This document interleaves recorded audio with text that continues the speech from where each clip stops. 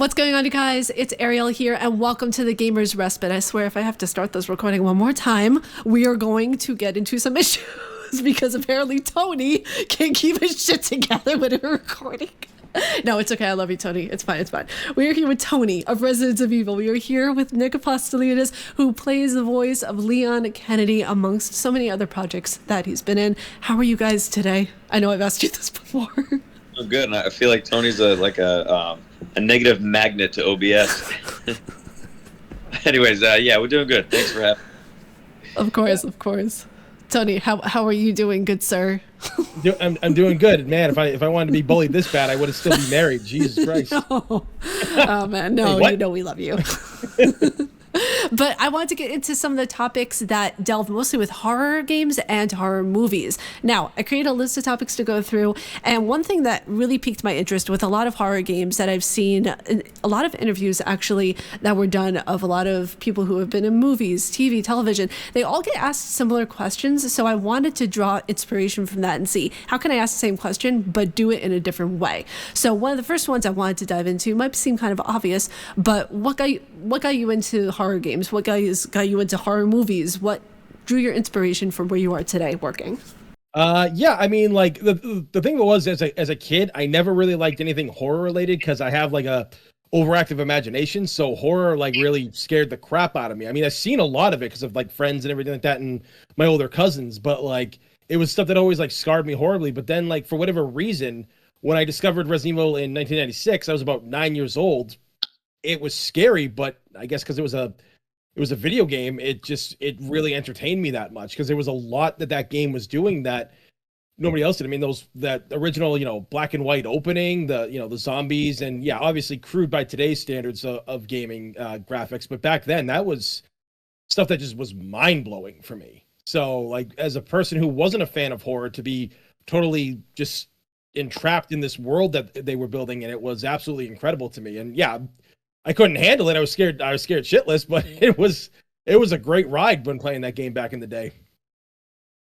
Yeah, I think Tony, you're a little bit younger than me, but see, my love of horror started a little bit before that era. And the first like really scary game that I remember playing that I just fell in love with was actually Castlevania, like that franchise. Oh, nice. We're talking the Nintendo days, and really young when I was playing those, and like that's it's all about like vampires and skeletons and flying ghouls and ghosts and all that stuff and scary bad guys and stuff and the undead, and I loved it. I just like the graphics were so campy. We're talking 8-bit graphics, but I loved the aesthetic of that even back then. And then as Super Nintendo came out, any game that had to do with like Zombies Ate My Neighbors and stuff like a little campy and really fun, but I just loved the genre. And then as we got better graphics and more serious, more mature games, the like rated M games and stuff, Resident Evil came out, Silent Hill came out, Dead Space came out, and geez, during that time, like that was a hot time, games like that, and that's how I felt. Yeah, that's so awesome though, because I remember when I was a kid, I played Resident Evil 1 Remake for the first time, and that was the first game ever that I played, and it was on the GameCube, and it was one of the most hardcore experiences I ever had, because when you're 10, 11 years old, you don't really consider things from a horror standpoint. You're just like, oh, this is a game and it looks interesting. But when you see like the zombie's head turning for the first time, it's like, whoa, that looks so cool. Yeah, that's a good one to start with. That's pretty bold.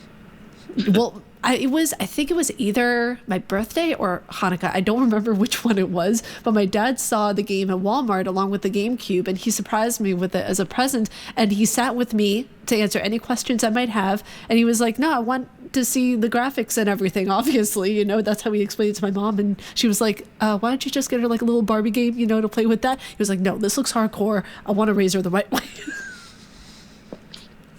So, but yeah, it's really interesting to see how we all kind of grew up with the same vibe, the same kind of notion that it's not something that's necessarily scary. It's just another story to be expressed in our childhood, in our adventure. So leading in from that, there was another question that I had for you guys.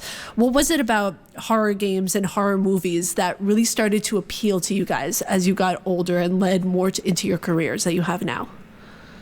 Well, I liked how it affected me. The first really scary movie I ever saw was Terminator 2, and it's a sci-fi action horror, you could argue, but I saw that when it came out when I was 7 years old, and my uncle's place with my cousin, and he's like, "Hey, you want to watch a cool movie?" And we watched Terminator 2. I had nightmares. I love that feeling though.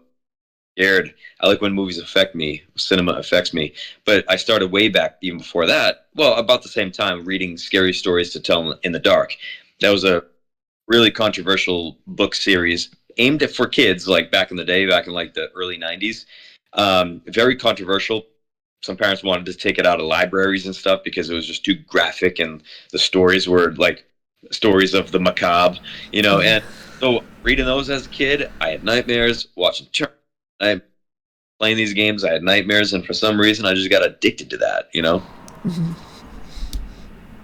What about you, Tony? Honestly, like it was really Resident Evil that like started like getting me more into like the horror stuff. Like I said, I'd seen like older horror movies and stuff like that when I was younger with my cousins and friends of mine who were like all so obsessed with horror. But it was like really like Resident Evil and like what that series was doing, like, the whole zombie genre. And then, like it led into me seeing, at one point I remember going to the theaters to see Dawn of the Dead, because I thought, like, my friends were like, "Oh, it's a zombie movie." And I'm like, "Okay, so it's probably like the older zombie movies and stuff like that. So okay, I'll watch that." And yeah, that was not like I was expecting, because that Dawn of the Dead remake, I think might be the best zombie movie I've ever seen in my life. I mean, there's always been other ones that have come out too, but that was all just like things that I was frightened, and it's good to be scared. It's like Nick said, it's like it's good to be affected by cinema, and just the way that the things were shot, and like what I've used in like photography, and how I've used like angles you've seen in horror movies and horror games. Like these things had like a effect on me that I didn't even realize at first, aside from needing a lot of therapy for those horror movies and stuff. I mean, there was one time I watched the Hills Have Eyes remake. I was with some friends and a bunch of girls, and I didn't want to seem like a wuss, so I stayed there. And that remake was pretty graphic and brutal. I was actually like kind of like disgusted by that movie, but it was just stuff that I was able to like mold into like what I do to like this day and age and such. And that was the effect they had. These games and movies were just on a whole different level from, I think, like what we were used to when we were younger. Yeah. Yeah, it's interesting that you mentioned The Hills Have Eyes, because that was the first proper horror movie I saw when I was younger. Yeah, it was not something I had an introduction to. I snuck into the theater with my friends, and we saw it, and we were not expecting any of that. And I was like, "Oh, I'm going to need help for this one. This is not going to be good."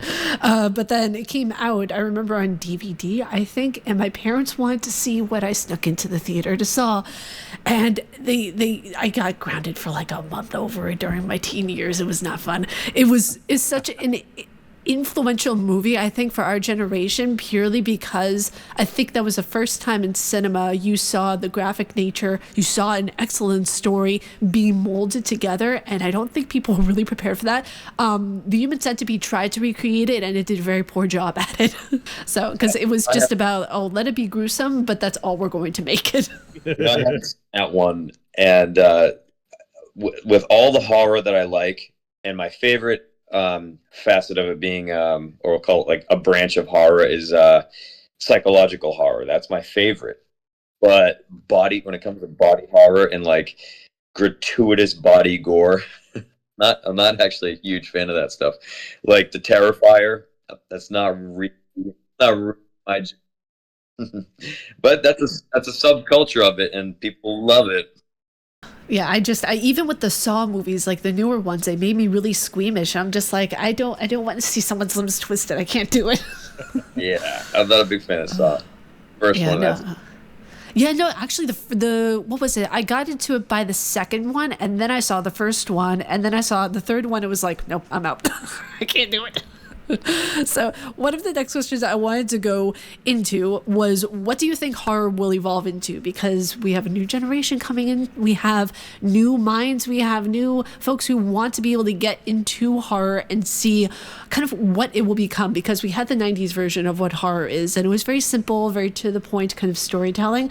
And then we had our generation of where it's just like, okay, it got very gruesome, it got very intellectual with stories at the same time. But what do you think it's going to evolve into for Generation Alpha?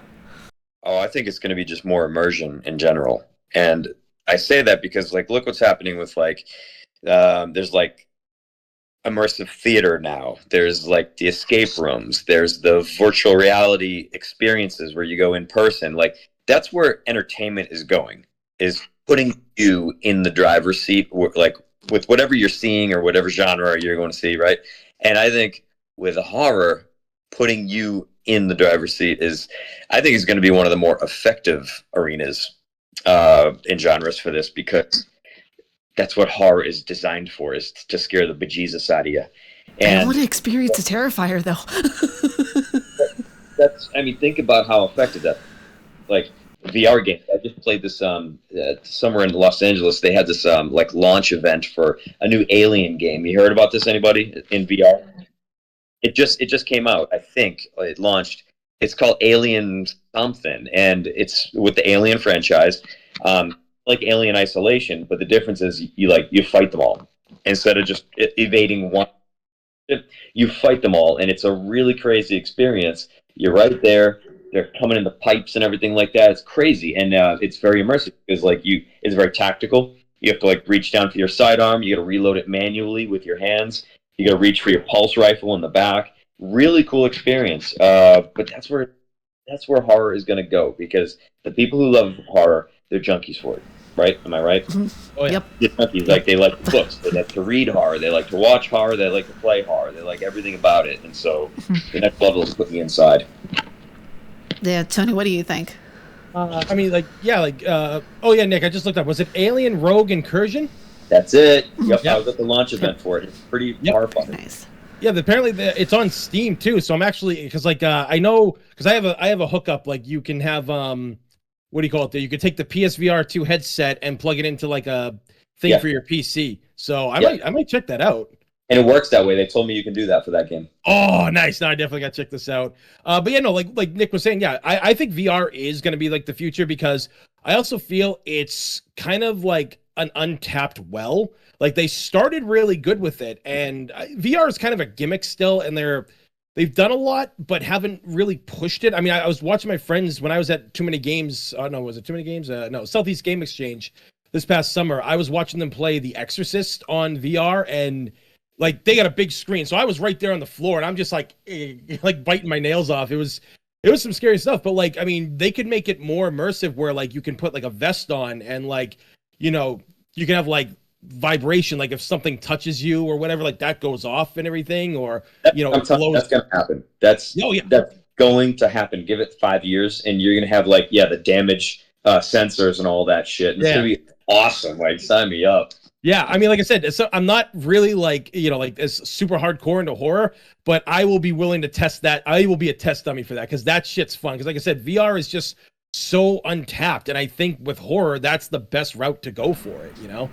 Oh yeah, absolutely. And, like, it kind of sucks for me because I can't play horror. I get very easily, like, motion sickness. So whenever I see people's horror experiences of VR, I just want to live vicariously through them. Yeah. I need some billionaire somewhere to create the Spencer Mansion, like, actually create the Spencer Mansion and give you, like, sensors. Like, those buzzers that you get when you're at, like, a diner and they're like, oh, your food's ready, and, like, give you, like, that great shock. I need something like that on me, but you would go through an actual version of the Spencer Mansion with all the booby traps and everything, like, safe, actually. It's gonna happen, guys. And if I had $10 million tomorrow, I would design that shit. I would do something like that, like almost, like, think about, like, the best haunted house experience you've ever had, and just go a few steps further. You know what I mean by that? Yeah, that just makes me so happy to see that that's the kind of direction immersion of horror is going in, because there are so many people, even in our generation, who get very spooked very easily, and I feel like that could also be a form of therapy to get people kind of more into psychological horror. I know it kind of sounds weird to say that could be a form of therapy, but it you know, for like little horror games, it could be. Yeah. So one of the next topics I want to go into is what horror movie changed your guys' life? Because I know that both of you, obviously, we all love horror, but there was that one movie that changed our lives forever. And I know you talked about it briefly for the Terminator, and I know that you said that there were other ones, but I want to dive deeper into that. Go for it, Tony. I'm gonna go with like much like Nick, like he said Terminator 2. I'm gonna go with the first Terminator because that's horror. That is like pure horror right there. Like, you know, just friggin' everything about that film like was just horrifying in every way, shape, or form. The vibe, the music, the way it was shot, the way that it was acted. Like Michael Biehn was amazing as Kyle Reese in that. Like his horror and like what he was terrified of and what he knew. It's like he sold that fear, you know. And I think also ones like later on for me would be something like what's the one 28 Days Later. Like that was intense. That was so intense when I first saw that because again it was a movie I wasn't sure I was gonna like, and all my friends wanted to go to the theater, so we went to go see it. And I was scared shitless, but I love like the idea of like that rage virus and everything that it, like happened, and like that there's no cure. Like it literally touches you and you're turned. I thought like that was like real horror because there was no time to really like relax. So I think like those movies really changed stuff. And like I said, Dawn of the Dead with the fast zombies, like with 28 Days Later, same thing. It just there was no way to feel safe. Like you'd be a total nervous wreck. And I think the way that those movies were shot, and again going back to Terminator, same thing. It just like cutting edge. James Cameron was just like ahead of time when he did Terminator 1, and you know it all aged pretty well. So yeah, like those films are just phenomenal in what they set out to do, I feel. Yeah, I think I mean definitely, you know, because I started with Terminator 2, which is it's not classified as a horror film, but you know, the T-1000 when you're 7 years old. Oh yeah. A liquid metal thing trying to kill you, you know, that's pretty scary. Anyways, that's where I began with that. And then I was like, oh, I like this stuff. And I would always sneak in scary movies with my uncle. We watched all kinds of scary stuff that I shouldn't have at the age. And I would say then I got into like all those sci-fis like John Carpenter. He's always going to be like a hero of mine. And I would say like I give a shout out to The Thing, because the first time I saw The Thing, oh my God, the practical effects in that movie were just like, oh, like what the fuck? We're talking about when it was still fresh, you know, like early 90s. It had, you know, come out a few years prior. But that shit was just like, this was before CG got, whoever was watching this, they didn't have good CG back then. And so a lot of practical effects were where it was at. And when they were done well, it's fucking scary. Yeah. Yeah, that's how I've seen that movie, right? I assume. Oh yeah. Oh yeah. Classic. That's like one of the best practical effects, like movie that just like fuck you up. Ugh. Yeah, like I just watched that last December and everything, and it just you watch it, it's like everything about this film holds up. Like all these years later, like, it's nuts. And then you got to give shout outs to like Alien, you know, like first Alien, claustrophobic and like terrifying. Just shit like that changed things. I'll give a shout out to Jaws. Oh yeah, Jaws was a movie you just never felt fucking safe. It's so weird that you mentioned Jaws, because I thought that movie was actually kind of funny when I saw it for the first time. That is a suspenseful movie done well, I'll say. Yeah. And all because in the suspense from that movie, I remember like watching like the they had like a special on it and everything. They were talking about like the reason why it was so scary because you didn't see the shark was because they couldn't get it to float. It kept sinking and rusting and you know, it was just malfunctioning the whole time. So it, in a way, it worked because you never really did see the shark throughout the whole movie until pretty much the end, where it attacked. The end more powerful. Yeah, it had that was bigger suspense impact. done right. Yeah. Yeah. One movie that comes to mind when I think like later on in my life, I saw it. Well, I think I was like late teens, early 20s when I saw The Blob for the first time, and that was Go on. really so good. It was such well done horror, and you see like the way that they made the skeleton shining through the blob, and it was so weird to see that in my early, like almost early 20s, because I had seen it previous to that when I was a kid, and I had seen like oh my god, the Alfred Hitchcock's A Crow. Like movies like that, it's just so inspirational to just horror cinema in general. I remember one of my favorite horror movies was Secret Window, because it was, again, that psychological horror like we talked about before, that is just so pivotal in creating questions in people's minds of like, where is this gonna go? Is he gone fully crazy? Did he actually like kill himself? Like, what are all these different questions that go on? And I love whenever horror, I was about to say horror games, horror movies ask questions, because whenever you are posing a question, that means that there's always going to be something more to it, you know? Yeah. I will give another two more shout outs. I have to, because now that I'm thinking about it, my brain is moving. The Ring, the original The Ring, the American version that came out in, I don't know, like 20 something years ago. That was great. And the fact that was PG-13, that's pretty impressive. But the it's like the visuals they provided in that with the tape.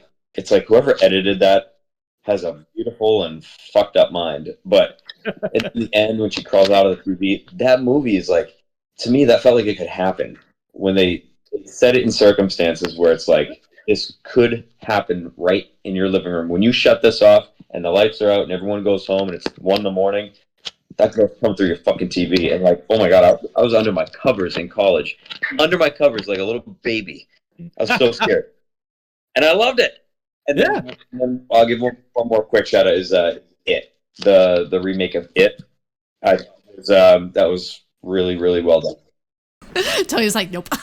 No, I can't handle clowns, man. Even with the original, and I know it's They're Tim so Curry, cute. and him just doing that laugh of like, wow, like no, can't, nope, no Listen, clowns, clowns man. are adorable, all right? I don't want any clown slander in this chat.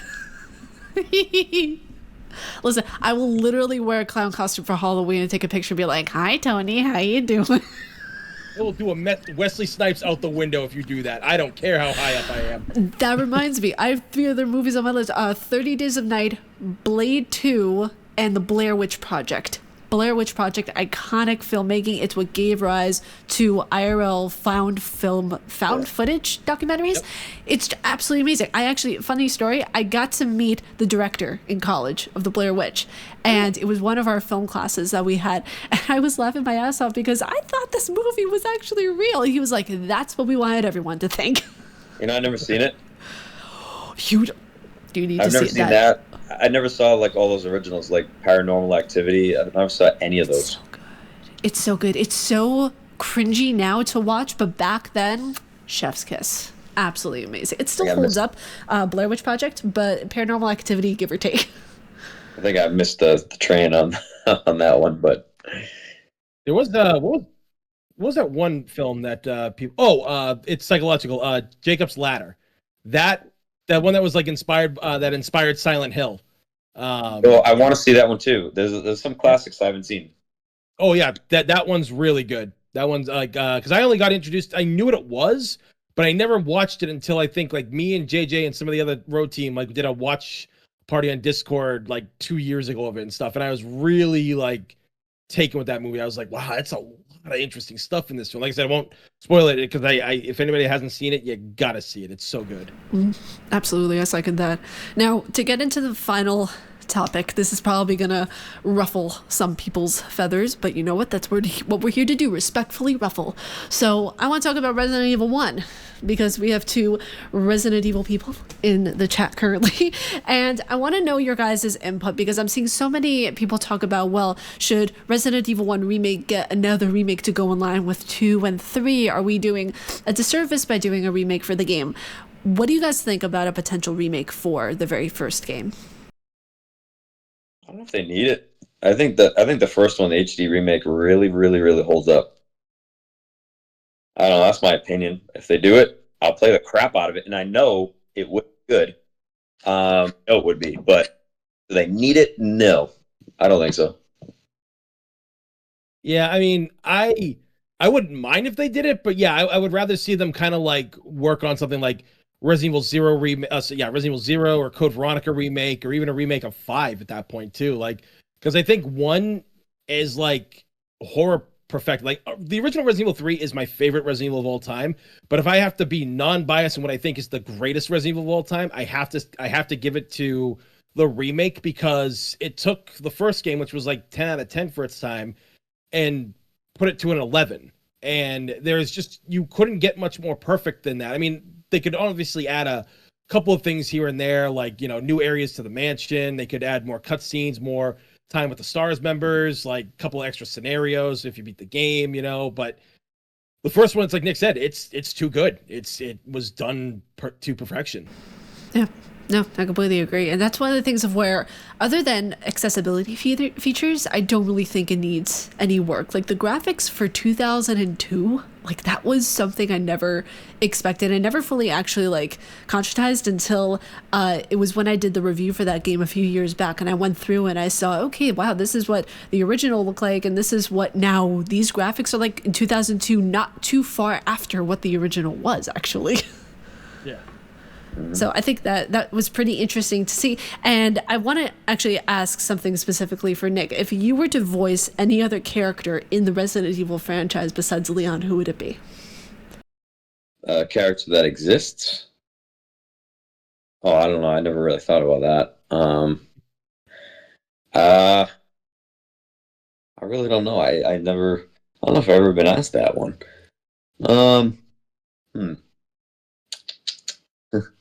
That's a really good question.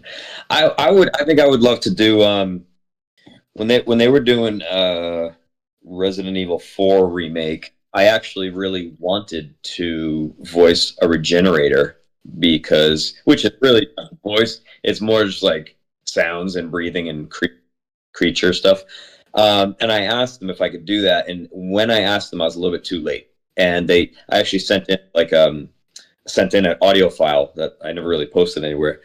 Probably shouldn't, but I recorded something. I made it sound really fucking cool and creepy. And by the time they heard it, they were like, "This is amazing." But unfortunately, we've locked the audio for these creatures, and they just.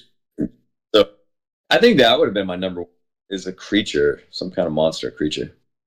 Oh, that would have been so fun to hear, though. And Tony, I'm actually going to ask the same question for you, because I've heard the way like you talk on your, like the way you do some of your voiceovers in your videos. I need to ask you the same one, just because I'm very curious to know. Oh man, like if there was anybody to do, man, I mean, like if I got my voice lower, I would either do probably Barry, because he's always been like one of my absolute favorites, and in Revelations 2, he just became an even better character. I can never match that perfection, but so great in that. But that, or maybe even like one of the STARS members, like Joseph or like Forrest, even though they don't have any speaking roles. Like if they ever got like a remake or something like that, that'd be cool. I'm trying to think. I think there's probably like maybe like another character like I'm not remembering right now. I would, if I would say, and I can never top what Neil did, but I would love to do Nikolai. Because I thought he was absolutely fantastic as Nikolai in RE3 remake. But Nikolai's always fun because he's like, you'll make money. I like money. You know, like Neil is just so good at it. But I always loved Nikolai as a character because he was just everywhere, and he just kept popping up in so many other Resident Evil games. So he's just a fun character. Plus, I mean, everybody likes to play a villain character, you know? Yeah. Honestly, if I had a choice, I would play Rebecca, because she's so witty and she's so sassy. I love it so much. It's like, especially in Resident Evil 0, because you see her just give so much smack talk to Billy. That's true. But I love it. I just want to say thank you guys so much for joining me on this episode of the podcast of the Gamers Respite.